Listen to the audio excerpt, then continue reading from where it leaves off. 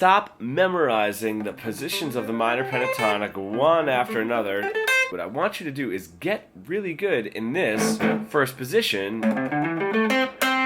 developing a little bit of tension, right? Some release, etc. When you get your phrasing down and a little bit of a vocabulary there, what we're going to do is we're going to take what we know there and we're going to move it up here where I can see to the fourth position of the minor pentatonic, I can see my bar chord right here. So if I have licks in this position,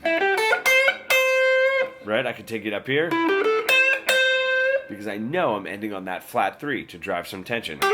I know where my root notes are, right, just like I do here. Now once I get really comfortable in the first and fourth position, the only thing that splits those two positions up is a row of the 10th fret except for the 9 on the G string. That's it. So 1 fret on each string. So from here, I can do the upper frets of my first position are the lower frets of my second position, but really it's just those first position frets with this row of 10 with a 9 on the G, right? And I could do that same thing here if I'm playing, right?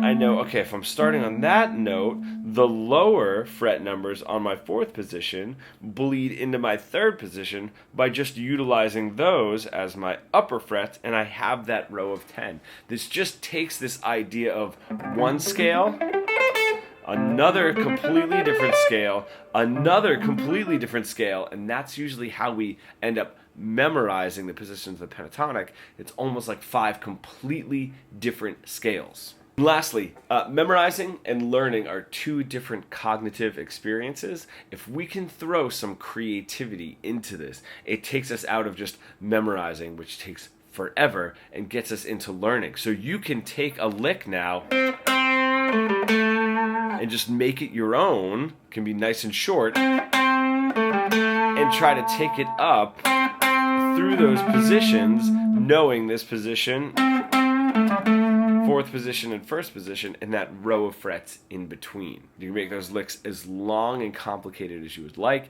The more creative they are, the more we're learning, and the less we're just memorizing these patterns in a very monotonous way. And if you feel stuck in that really boring, robotic guitar solo plateau that we all get into, and you really want to bridge the gap between your creative ideas and what you're able to play, becoming fully fretboard fluent, comment pro below, and we can get started.